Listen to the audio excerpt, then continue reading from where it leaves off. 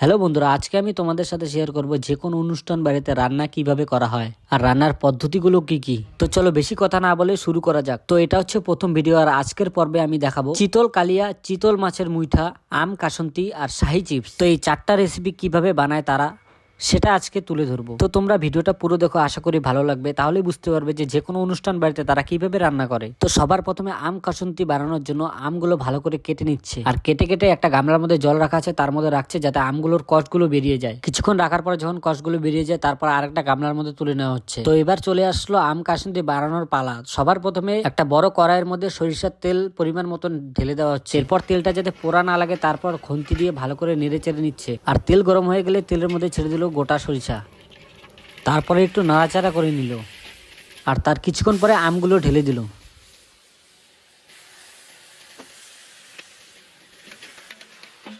এরপর ভালো করে নাড়াচাড়া করে নিচ্ছে যাতে পোড়া না লাগে।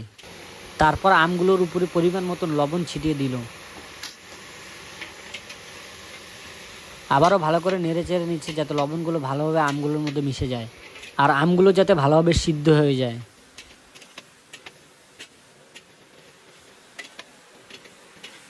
আর এদিকে আমসত্ত্ব চাটনি আগের থেকেই বানানো হয়েছে। আমসত্ত্ব চাটনির রেসিপি আরেকদিন তুলে ধরবো। আর এই আমসত্ত্ব চাটনির মধ্যে আমগুলো ঢেলে দিবে।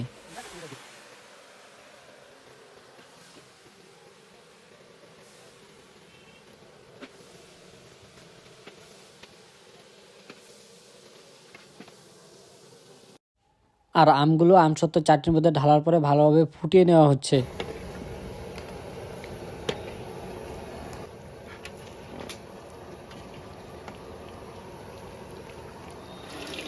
তো গাইস, রেডি হয়ে গেল আমসত্ত্বর চাটনি। না না, এখনো রেডি হয়নি, এখন জাস্ট নামিয়ে রাখা হচ্ছে গামলার মধ্যে। এটা তো আমসত্ত্বর চাটনি, এটা হচ্ছে আম কাসন্তি। কাসন্তিতে এখনো দেওয়াই হয়নি, দাঁড়াও দেওয়া হবে, এটা আগে নামিয়ে নেই। তো এই হচ্ছে কাসন্তি। এবার ভালোভাবে কাসন্তি গুলো ছিটিয়ে দেওয়া হচ্ছে চাটনির মধ্যে, কেননা আম কাসন্তির মধ্যে যদি কাসন্তি ভালোভাবে না দেওয়া হয় তাহলে আর আম কাসন্তি কোথা থেকে হলো। এরপর হাতা দিয়ে আমগুলো ভালোভাবে নেড়ে চেড়ে নিচ্ছে যাতে কাসন্তিগুলো আমের সাথে মিশে যায়। তো বন্ধুরা, এই ছিল আম কাসন্তির রেসিপি। তো এখন আরো বাকি রইল তিনটা রেসিপি। তো ভিডিওটা স্কিপ না করে পুরোটাই দেখো। চিতল মাছের পেটি অনেক বড় বড়, 1.5 থেকে 200 গ্রাম সাইজের চিতল মাছের পেটি, চিতলের কালিয়া হবে। তো চিতল মাছগুলো ভালো করে ধুয়ে নিয়ে ডেলির মধ্যে ছাঁকনি দিয়ে দিয়েছে যাতে জলগুলো ঝরে পড়ে। এরপর মাছগুলোর মধ্যে একটু কর্নফ্লাওয়ার ছিটিয়ে দিয়েছে আর তার সাথে একটা ডিম। আর এই দুটো জিনিস দেওয়ার উদ্দেশ্য একটাই, যাতে মাছগুলো জোড়া না লেগে যায় আর মাছগুলো যাতে ভেঙে না যায়। এরপর খুন্তির সাহায্যে ভালোভাবে মাছগুলো মিশিয়ে নিল। আর এখন হচ্ছে মাছগুলো ভাজার পালা। তার জন্য একটা বড় কড়াইয়ের মধ্যে পরিমাণ মতো রিফাইন তেল ঢেলে নিল।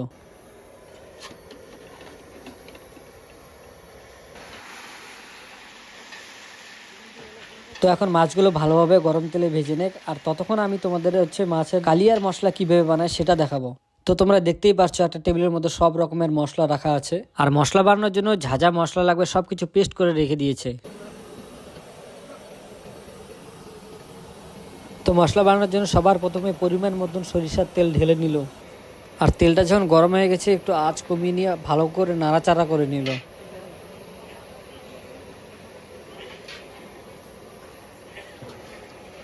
তো এবার হচ্ছে চিতল কালিয়া মশলা বানানোর পালা। সবার প্রথমে গোটা শুকনো লঙ্কা ঢেলে দিল আর তার মধ্যে ঢেলে দিল গোটা জিরা। এরপর একটু নাড়াচাড়া করে তার মধ্যে দিয়ে দিল গোটা তেজপাতা টুকরো করে। এবার গরম তেলের মধ্যে দিয়ে দিল পেঁয়াজ বাটা, যেগুলো আগে থেকে পেস্ট করা ছিল।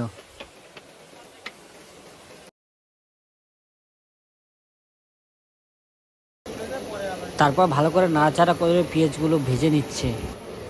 এবার হচ্ছে মশলা দেওয়ার পালা। সবার প্রথমে দিয়ে দিল রসুন বাটা,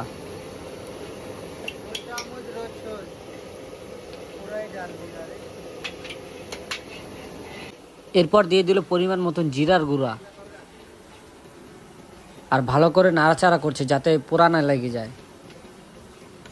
এবার দিয়ে দিল পরিমাণ মতন আদা বাটা।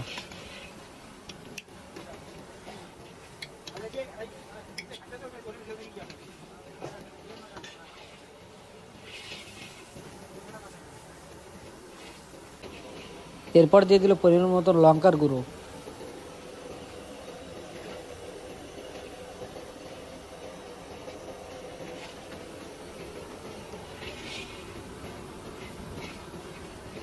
তারপর দিয়ে দিল টমেটো পেস্ট, তারপর দিয়ে দিল পরিমাণ মতন দই। তো বন্ধুরা দেখতে পাচ্ছ কত সুন্দর কালার চলে আসলো মশলাটার। তারপর এর মধ্যে দিয়ে দিচ্ছে মগজ বাটা। ওহ বন্ধুরা কি দারুণ লাগছে না দেখতে। আর বন্ধুরা তোমরা ভিডিওগুলো কোথার থেকে দেখছো একটু কমেন্টে বলে যেও। এরপর দিয়ে দিচ্ছে হলুদ গুঁড়ো পরিমাণ মতন।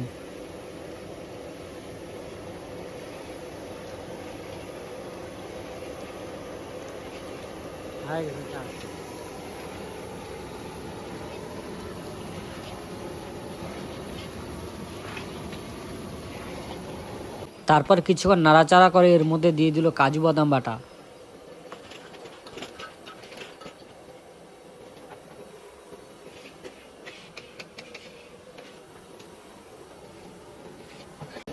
এরপর মশলাগুলোর উপরে ছিটিয়ে দিল জলজিরা। বাপরে এত কিছু মশলা দেয় আমি তো জানতামই না, কিন্তু আমার তো দেখে খুব বেশ ভালোই লাগছে। আপনাদের কেমন লাগছে অবশ্যই কমেন্টে বলুন। এরপর দিয়ে দিচ্ছে টমেটো সস।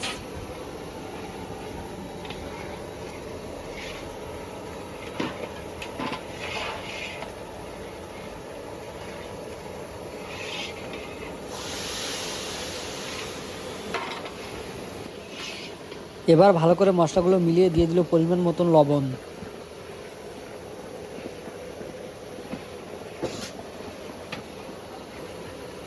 তারপর মশলাগুলোর মধ্যে দিয়ে দিল গোটা লঙ্কা কিছু।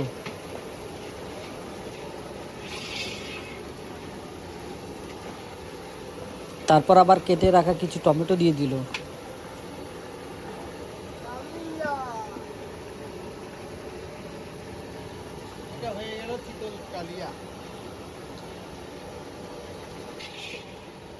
তো প্রায় সব মশলা দেওয়া শেষ, এখন এটাকে কষানো হবে।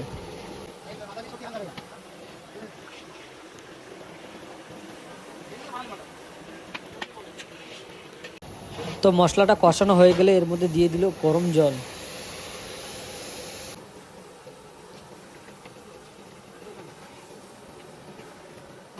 তো বন্ধুরা প্রায় রেডি হয়ে গেছে চিতল কালিয়ার ঝোল।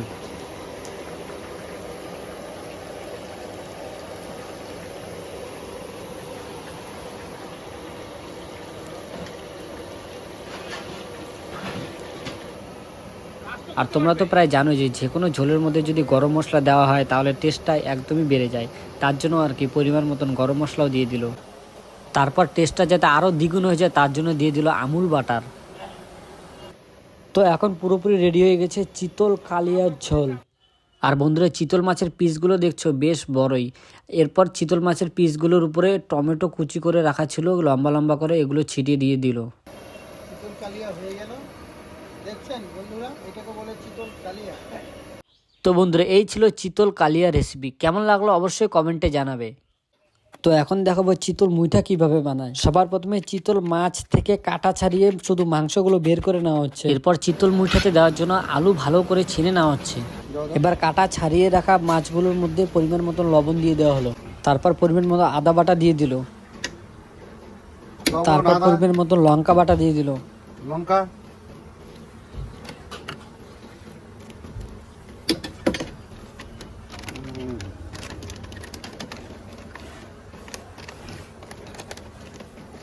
লঙ্কার গুঁড়ো,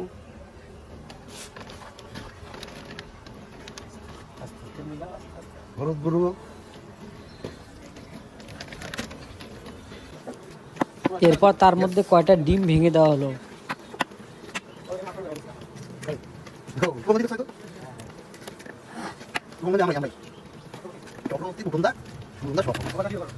তার মধ্যে ছেনে রাখা আলুগুলো দিয়ে দিল।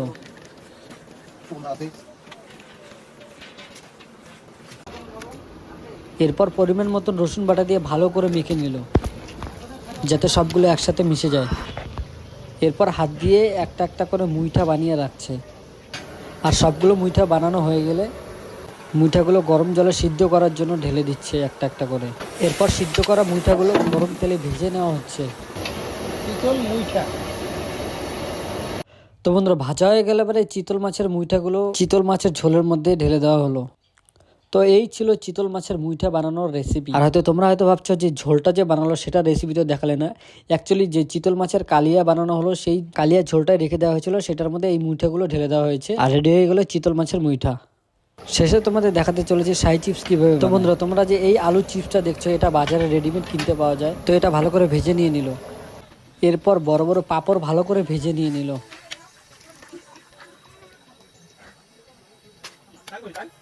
তো এখানে মোটামুটি সবকিছু ভাজা রয়েছে, যেগুলো ভাজা রয়েছে সেগুলোর নাম আমি এক এক করে বলছি। এখানে রয়েছে বাদাম ভাজা, শুকনো লঙ্কা ভাজা, তারপরে আলু ভাজা, তারপরে ভুট্টা চিপস ভাজা, আর একটা মেন জিনিস যেটা হচ্ছে শাহী চিপসের, সেটা হচ্ছে কারি পাতা ভাজা। এরপর সবগুলো ভালো করে মিশিয়ে নেওয়া হলো। আর শাহী চিপসে দেওয়ার জন্য সব মশলা একবার রেডি করে নিয়ে নিয়েছে। সবার প্রথমে দিয়ে দিল বিট লবণ গুঁড়ো, তারপরে দিয়ে দিল জল জিরার গুঁড়ো, তারপর দিয়ে দিল গোলমরিচ গুঁড়ো। এরপর সবগুলো ভালোভাবে মিশিয়ে নিলে রেডি হয়ে যাবে শাহী চিপস। তো বন্ধুরা, ভিডিওটা তোমাদের কেমন লাগলো অবশ্যই কিন্তু কমেন্টে জানিয়ে দিবে। তো দেখা হচ্ছে নেক্সট কোনো ভিডিওতে আর নতুন কোনো রেসিপি নিয়ে। তো ভালো থাকো, সুস্থ থাকো, দেখা হচ্ছে পরের ভিডিওতে। Tata, bye bye.